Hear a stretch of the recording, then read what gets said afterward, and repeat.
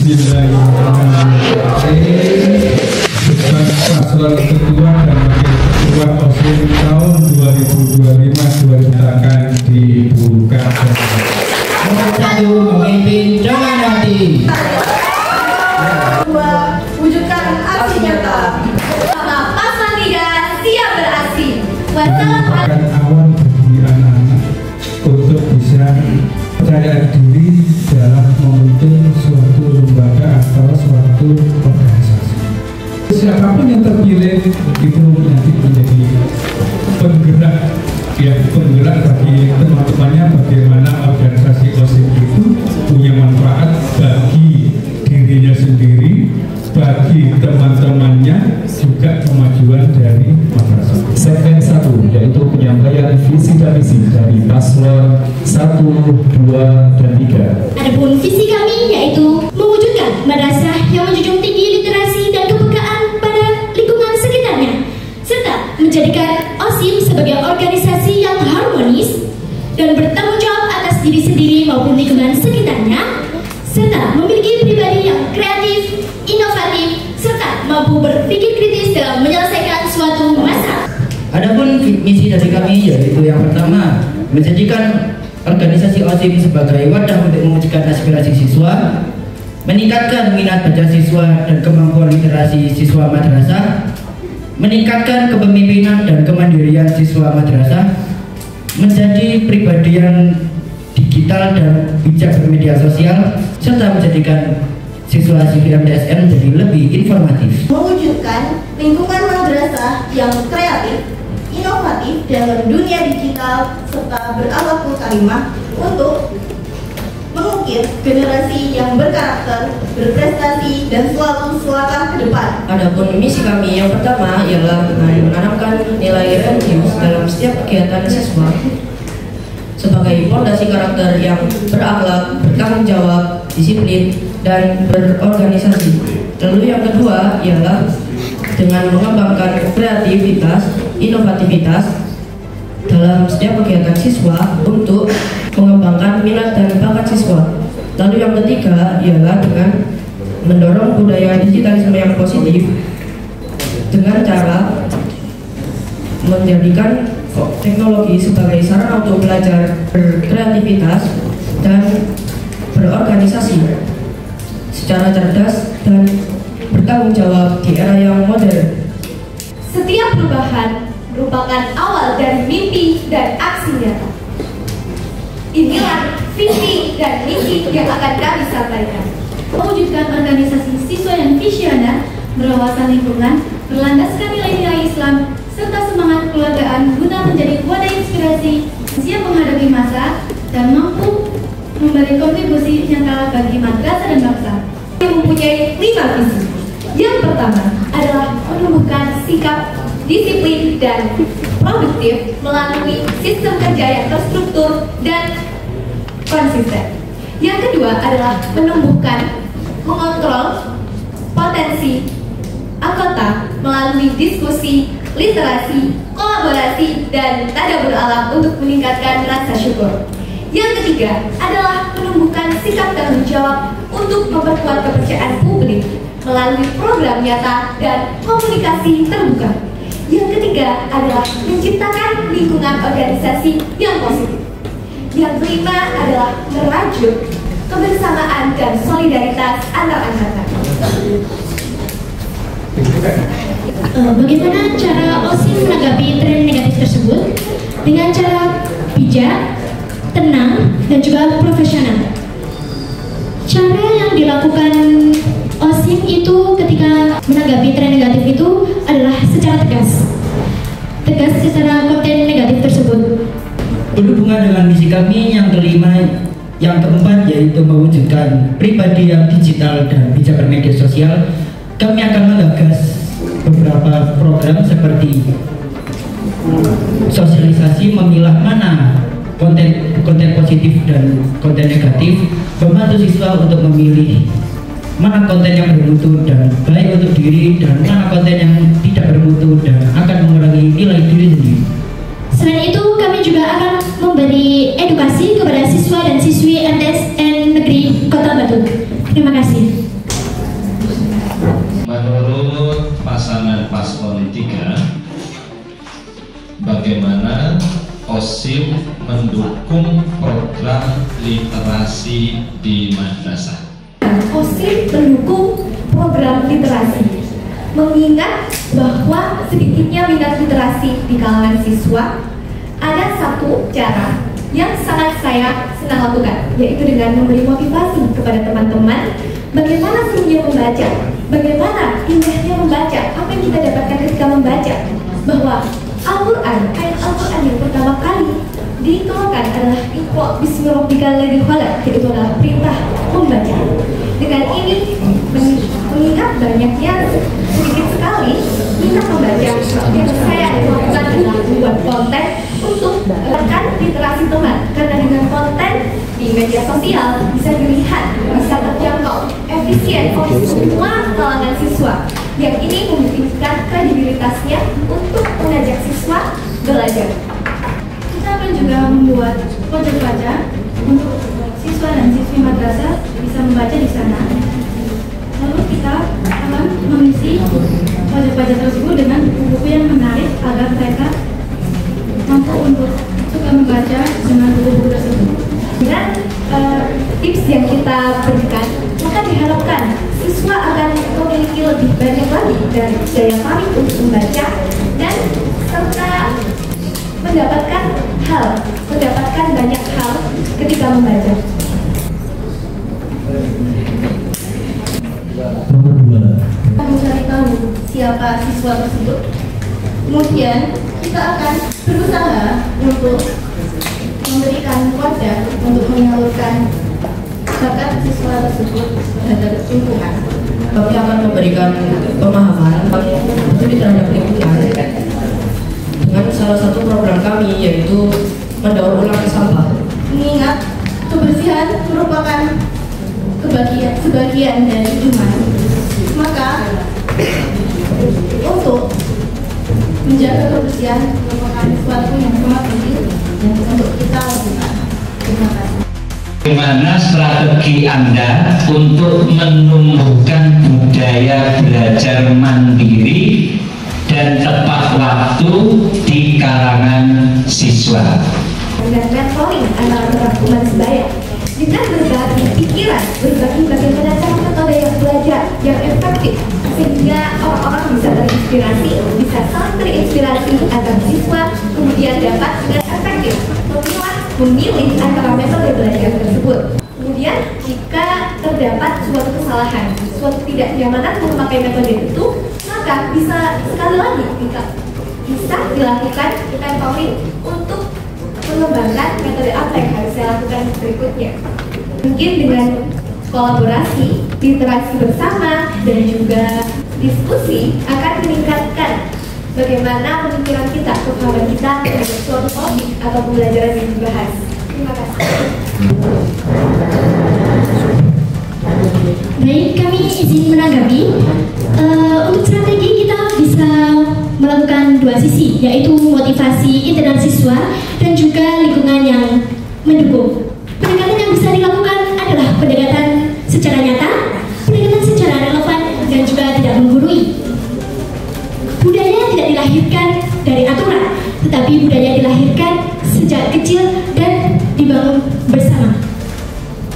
Maka dari itu, belajar mandiri berasal dari belajar yang dibudayakan sejak dini dan dilakukan dari masa kecil hingga masa dewasa. Seperti kata pepatah, belajar di waktu kecil bagaikan melukis di atas batu, dan belajar di masa besar bagaikan melukis di atas air, tak berbekas dan tidak akan tersisa apapun. Saya ingin menambahkan, dalam kegiatan diskusi itu dibutuhkan lingkungan yang sehat. Maka sangat penting sekali untuk memilah teman yang baik. Tepuk tangan untuk paslon 1, 2, dan 3. Ke paslon 1 ya, temanya keaktifan organisasi dan kegiatan siswa. Bagaimana OSIM dapat melibatkan seluruh anggota OSIM dalam kegiatan organisasi agar tidak hanya didominasi oleh yang itu saja. Yang pertama, anggota OSIM bisa memberikan tempat, selanjutnya bisa memberikan kesempatan, dan juga menjadikan organisasi OSIM yang benar-benar menjadi lingkup bersama, bukan menjadi lingkup satu circle saja. Kita juga harus mengembangkan kemampuan dari masing-masing individu supaya kesetaraan antar kemampuan anggota OSIM A dan anggota OSIM B tetap terjaga kesetaraannya dan tidak membeda-bedakan baik itu laki maupun perempuan. Memang benar, budaya circle-circlean adalah budaya yang sangat negatif dan harus kita gantas. Maka dari itu, disinilah peran kita sebagai OSIS, terutama sebagai ketua OSIS. Ketua OSIS sebaiknya dapat menggabungkan semua otak dan pikiran dari anggota-anggotanya agar dapat bersatu. OSIS juga menjadikan hati dan menggabungkan pikiran kita dan menjadi satu organisasi yang utuh.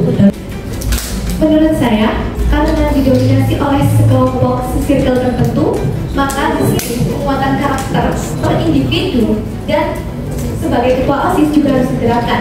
Apa artinya? Sebagai ketua OSIS, saya perlu untuk mengelompokkan mereka sebagai individu yang mempunyai kelebihan di masing-masing dan membagi secara rata jadwal kegiatan dan peran-peran, membagi rata peran agar dominasi tidak lagi terjadi.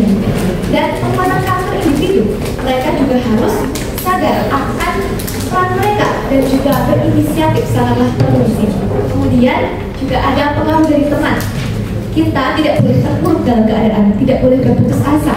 Maka jika ada suatu kesalahan, kita juga harus mengusahakan untuk mendapat solusinya. Apabila di sini sebagai anggota kita tidak mendapatkan keadilan, maka kita juga harus berusaha. Kita berkomunikasi agar bersama agar tidak terjadi miskom atau kesalahan komunikasi sehingga berdampak merandakan organisasi. Bagaimana OSIM bisa mengajarkan siswa memilah informasi benar di tengah maraknya berita hoax. Terima kasih. Di sini kami bisa mengedukasi teman-teman semua untuk memilah informasi yang benar dan tidak. Kemudian yang kedua, kita juga dapat memberikan pemahaman tentang informasi yang benar maupun yang salah. Yang ketiga, kami dapat mengedukasi kembali teman-teman semua agar tidak menyebarkan informasi yang tidak benar atau informasi hoax. Dapat menyebar luas, maka sedikit saja informasi tersebut disebarkan, maka akan tersebar ke seluruh wilayah. Maka dari itu, jangan menyebarkan berita yang hoax, sebarkan saja berita yang sebenarnya. Berdasarkan jawaban tersebut kami sangat setuju. Namun terdapat beberapa titik yang kami tambahi. Terutama pada berita hoax, kami ingin menambahkan kepada siswa-siswa MTSN bahwa tidak semua berita itu benar dan kalian harus tahu bagaimana cara memilah berita benar dan berita buruk. Terutama seperti isu yang belakangan ini, kasus DPR joget di gedung parlemen. Itu terdapat beberapa pihak yang menganggap bahwa itu hak fakta dan itu hoax.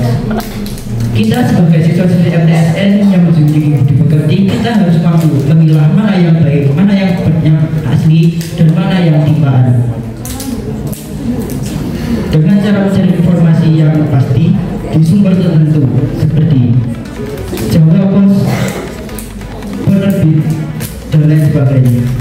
Pesan dari kami berdua adalah jangan selalu percaya dengan media sosial. Terima kasih. Kita juga harus berpikir kritis dan melakukan riset. Dengan melakukan riset, kita mencari tahu bagaimana dari mana sumber informasi itu berasal, maka kita bisa melihat bagaimana informasi itu kita bisa menggabungkan, kemudian kita pilih di mana. Dan kemudian juga ada yang dikatakan lagi, yaitu adalah critical thinking atau berpikir kritis. Ini sangat diperlukan karena banyak sekali omong kosong belaka yang bisa mempengaruhi pikiran kita. dan itu sangat berpengaruh bagaimana cara kita mengambil informasi itu sendiri. Maka di sini sangatlah diperlukan berpikir kritis oleh suatu individu. Tidak mempengaruhi teman juga sangatlah berpengaruh pada penyebaran hoax. Jika kita menyebarkan berita tanpa mengetahui sumber itu, maka kita juga menyebar hoax. Maka di sini pesan saya adalah carilah dulu sebelum menyampaikan. Kita harus memilah mana yang benar dan salah. Terima kasih. Luar biasa, terima kasih untuk masalah nomor 3. Yang 4 adalah pertanyaan spontan dari panelis guru dan anggota OSIM tahun 2024 atau tahun lalu. Pertanyaan bisa bersifat situasional. Satu pertanyaan dijawab oleh satu paslon yang memencet bel terlebih dahulu. Jawabannya dari Bapak Ibu Guru coba digali sampai ranah praktis atau pelaksanaan di lapangan.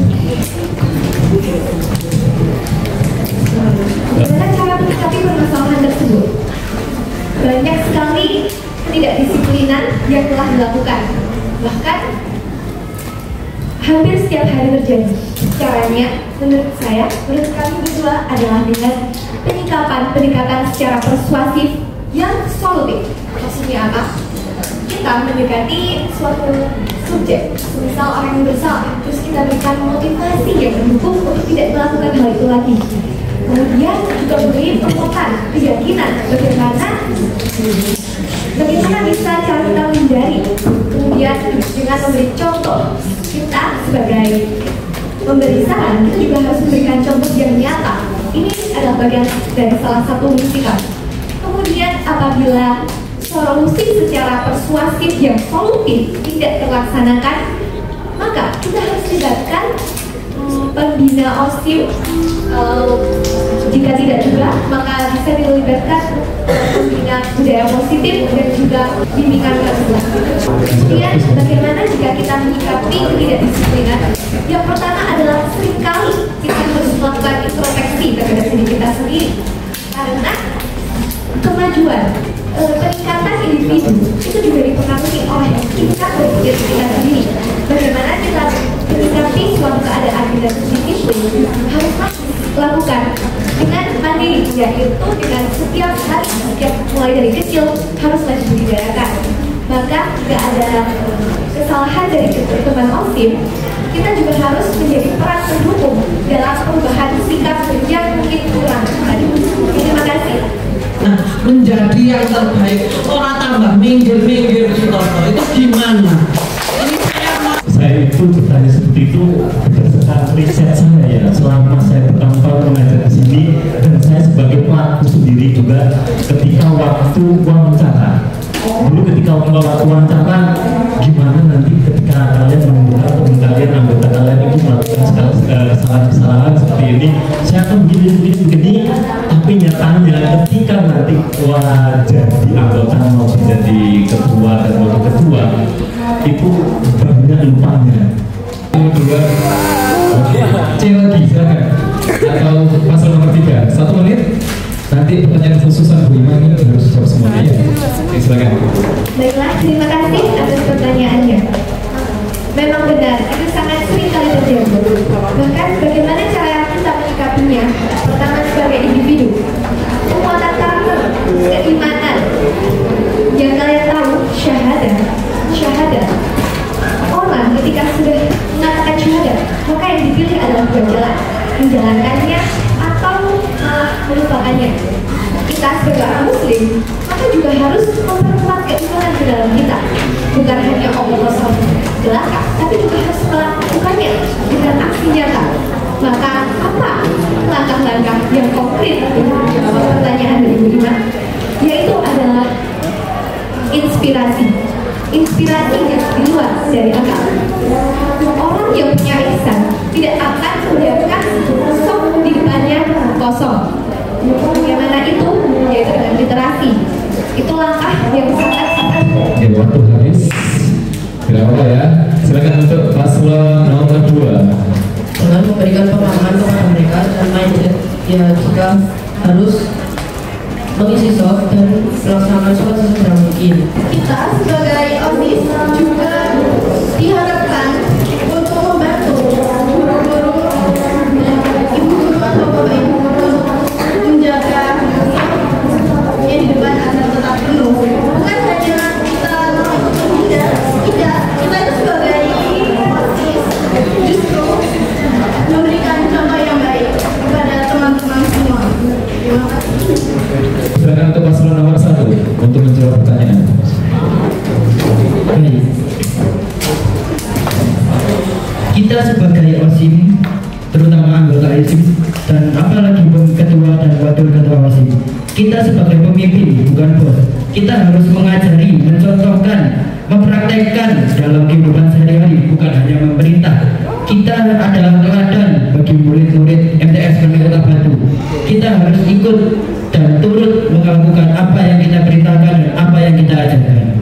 Untuk mengisi soft itu dimulai dari kesadaran diri kita sendiri. Orang-orang itu mau mencontoh dengan melihat, tapi orang-orang itu nggak mau, orang-orang itu tidak mau kalau misalnya mereka itu disuruh.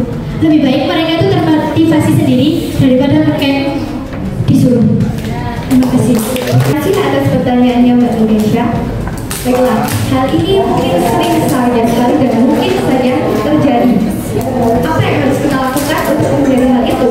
Yaitu adalah dengan meningkatkan komunikasi antar anggota, menyampaikan aspirasi yang tidak hanya diberikan oleh orang-orang tertentu, tetapi sama rata. Mereka wajib mengeluarkan apa yang mereka keluhkan selama ini jika terjadi hal itu. Untuk pencegahannya, kita bisa melakukan jadwal dan komunikasi terbuka sehingga saling dapat bertukar pikiran maupun aspirasi. Terima kasih. Jika di dalam OSIS sudah terlanjur ada circle, terus ketua dan wakilnya itu ikut-ikutan di dalam circle itu, gimana pendapat kalian?